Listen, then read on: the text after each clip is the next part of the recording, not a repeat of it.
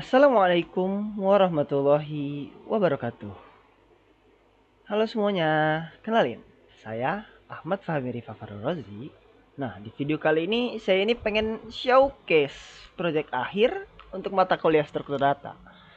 Judulnya agak panjang, tapi intinya saya bikin aplikasi keren bernama Perpus Digital. Oke, jadi roadmapnya ini kita simpel aja.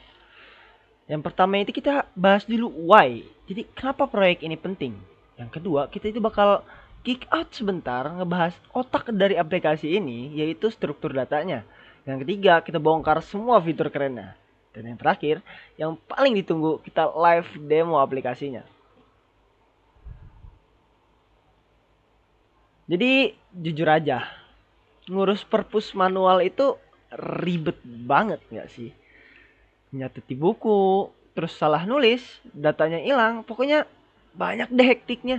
Nah, perpus digital ini hadir buat jadi solusinya. Semua proses yang ribet yang tadi kita lakuin, yang harusnya kita lakuin manual, udah kita ubah jadi digital biar satset, akurat dan pastinya lebih kekinian.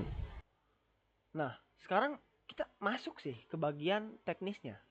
Kenapa saya pilih linked list? Jadi gini, kita anggap aja array itu sebagai CD album. Misalnya, isinya itu album itu normal ya sekitar 12 lagu atau mungkin lebih. Dan 12 lagu itu tidak bisa ditambah. Dan kalau mau nambah lagu harus beli CD yang baru. Ribet kan? Nah, linked list itu kayak playlist Spotify. Jadi mau nambah 1000 lagu pun tinggal pencet add, fleksibel banget.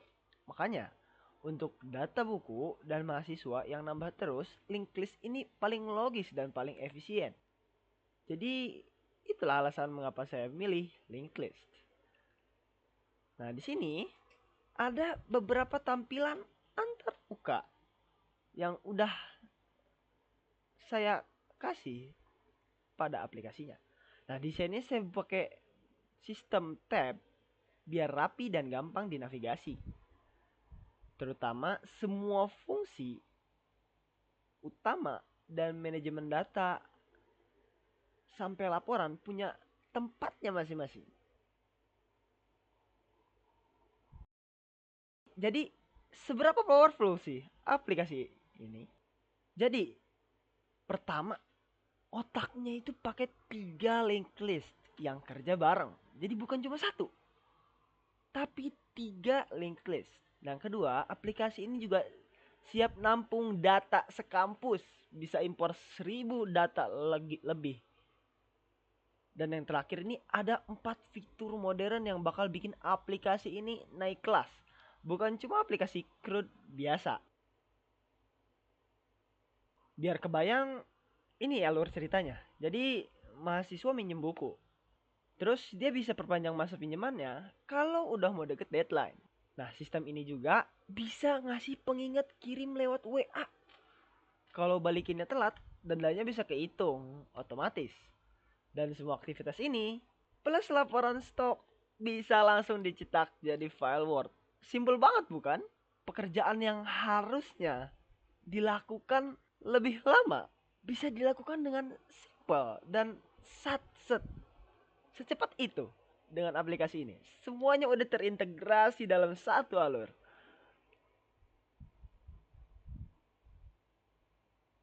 Secara garis besar, perpus digital ini dibuatnya atau dibangun dari beberapa komponen utama. Nah, fokus terbesarnya itu ada di beberapa komponen utama, yaitu di manajemen data inti dan sistem sirkulasinya. Sisanya itu terbagi untuk fitur impor dan penyimpanan data, serta integrasi fitur-fitur modern seperti pelaporan dan notifikasinya. Oke, mungkin dari itu kita lanjut aja pindah ke demo aplikasinya. Nah, di sini adalah demo aplikasinya. Kita udah selesai dulu, cukup dulu teori-teorinya. Sekarang waktunya kita ngeliat aplikasinya secara langsung bekerja. Kita di sini bisa melihat akan ada tampilan utama dari Purpose Digital ini. Semua data dari sesi kemarin ini akan langsung ke load otomatis. Jadinya aman. Karena kita baru membuka dari file data ini, file aplikasi ini. Jadi kita belum memasukkan data apapun sehingga masih kosong dan masih hanya terdapat satu buku. Dan mahasiswa di sini ada contoh dari mahasiswanya. Saya menaruh satu saja untuk contoh mahasiswa. Kita taruh saja dalam Fakultas Teknik Informatika dan email yang tercantum. Oke. Nah, fitur andalannya ini apa? Fitur andalannya itu impor data. Nah, lihat nih. Di sini mahasiswanya masih dikit. Cuma ada satu. Yaitu contoh mahasiswa. Gimana kalau kita hapus? Kita bisa hapus. Dan kita coba untuk uploadnya. Ini masih kosong ya, karena tadi kita hapus. Ini sebenarnya kita bisa nambahkan satu persatu, tapi itu bakal lama banget untuk ribuan data mahasiswa yang bakal ada. Jadi kita akan skip dengan cara mengimport data mahasiswa dari data yang udah saya siapkan. Nah, tinggal kita open dan kemudian voila. Kita langsung dapat 100 data mahasiswa yang ada di sini. Yang tadinya hanya satu, dan itu pun sudah saya hapus. Dan kita bisa dapatkan ratusan data mahasiswa secara instan tanpa harus ketikin satu persatu. Nyari datanya juga gampang, mau nyari buku Python. Nah, di sini kan kita belum mengupload bukunya. Nah, kita import dulu buku yang sudah saya siapkan juga. Kita upload buku dulu, kemudian boom. Data-data dari buku yang ada di dalam file tersebut sudah masuk ke dalam aplikasi kita. Aduh, kok acak-acakan banget. Oke, kita bisa mencet tombol di sini. Ada short A sampai Z yang berarti itu adalah ascending. Yaitu mengurutkan urutan data berdasarkan abjad. Dari A sampai Z. Nah, ini adalah yang pertama. Terus udah kita ngurut nih. Aduh, masih bingung nyari bukunya. Kan ini ada banyak banget bukunya. Ada banyak banget bukunya beserta stok-stoknya dan juga ada penulisnya. Dan bingung nyari buku apa. Kita sebagai contoh, kita ambil buku Python. Dan kita tinggal cari. Tidak ada. Tidak ada buku Python karena saya salah ketik, guys. Python. Nah. Dan ada 3 buku Python. Sangat mudah bukan? Untuk mencari buku-buku yang ada dalam aplikasi ini. Nah, sekarang kita coba skenario lengkapnya. Saya coba minjemin buku deh. Kita minjem buku yang ada di sini. Buku struktur data pemrograman. Kita minjem buku struktur data pemrograman. Nah, kita pinjam dengan nama mahasiswa siapa? Taruhlah kita itu sebagai, di sini ada Adi Nugroho, guys. Ada Adi Nugroho dengan name ini. Nah, ketika kita ingin meminjam buku, di sini ada tombol pinjam buku, guys. Tinggal kita pencet dan masukkan name kalian nantinya. Nah, karena kita di sini akan menjadi Andi Nugroho, maka kita akan masukkan NIM-nya Andi Nugroho yaitu 202501 074. Nah, buku struktur data pemrograman berhasil dipinjam oleh Andi Nugroho. Nah, di sini kita bisa langsung mencetak bukti peminjamannya. Apa yang terjadi jika kita yes? Nah, bukti peminjaman akan disimpan. Dan ini sudah ada page filenya ditaruh di mana. Kita pencet oke. Nanti kita akan lihat filenya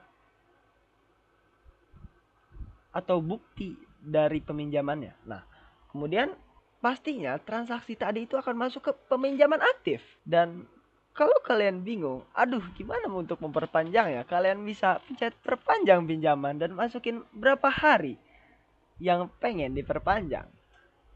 Semisal kita taruh saja 3 hari untuk memperpanjang bukunya. Dan waktunya pun berubah menjadi tanggal 9 yang tadinya tanggal 6. Dan kalau kita bingung, dan ini ada satu fitur modern nih. Ada satu fitur modernnya yang sudah kita jelaskan di awal. Fitur modern ini adalah kalau udah deket deadline, petugas perpustakaan bisa ngirim pengingat lewat WA. Bukan cuma WA, di sini juga kita ada pengirim pengingat lewat email, guys. Tetapi disclaimer, jika ingin mengirim email menggunakan email, kita harus ubah dulu dalam kodenya dengan email yang sudah didapatkan sandi passwordnya atau sandi aplikasi. Dan itu kalian bisa cari di YouTube untuk cara untuk mendapatkan sandi aplikasi email untuk mendapatkan email SMTP ya guys ya. Nah, nanti kalau itu tinggal kita klik pengingat WA dan dia akan mencari buku mana nih yang mendekati deadline, karena tidak ada yang jatuh tempo karena kita baru buat, tapi kita bisa mengirimkan nanti ya. Kalau semisal jatuh temponya ini sudah dekat, kita bisa mengirimkan pengingat WA. Keren bukan?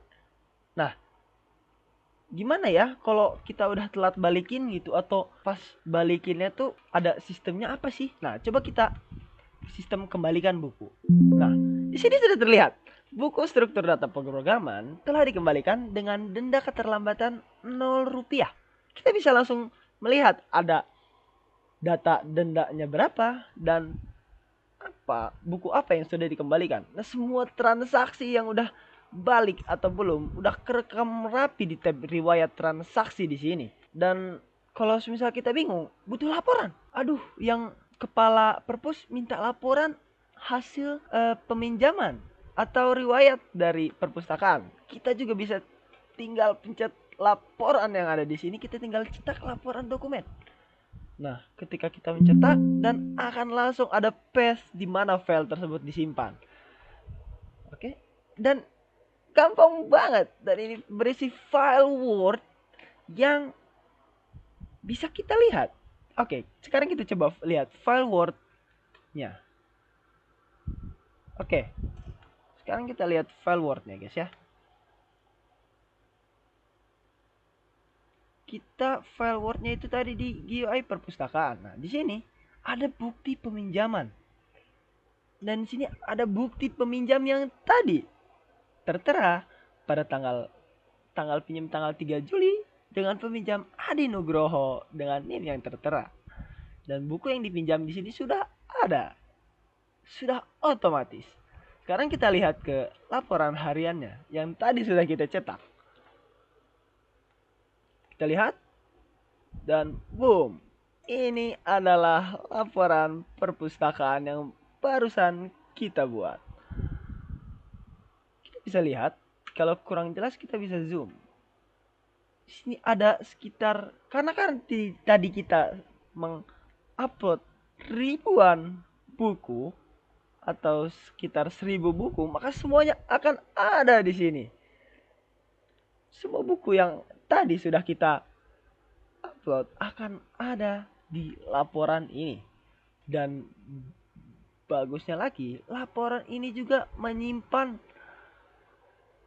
lihat, ada laporan peminjaman hari ini. Jadi kita tidak perlu nulis lagi. Tinggal ketik, tinggal kita pencet, ketik, pencet, ketik. Dan sesimpel itu aplikasi yang sudah saya buat. Nah, ini karena itu kita don't save ya, karena tidak ada perubahan sama sekali. Nah,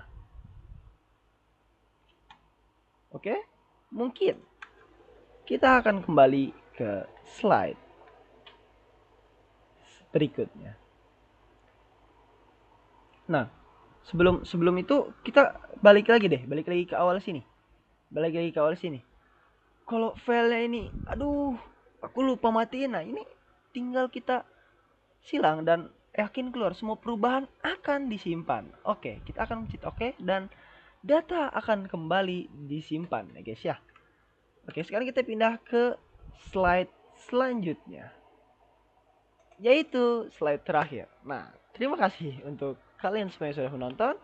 Sebagai penutup, aplikasi ini menunjukkan bagaimana teori struktur data dapat diimplementasikan menjadi solusi yang nyata, yang fungsional, Dan terima kasih juga atas perhatian semuanya.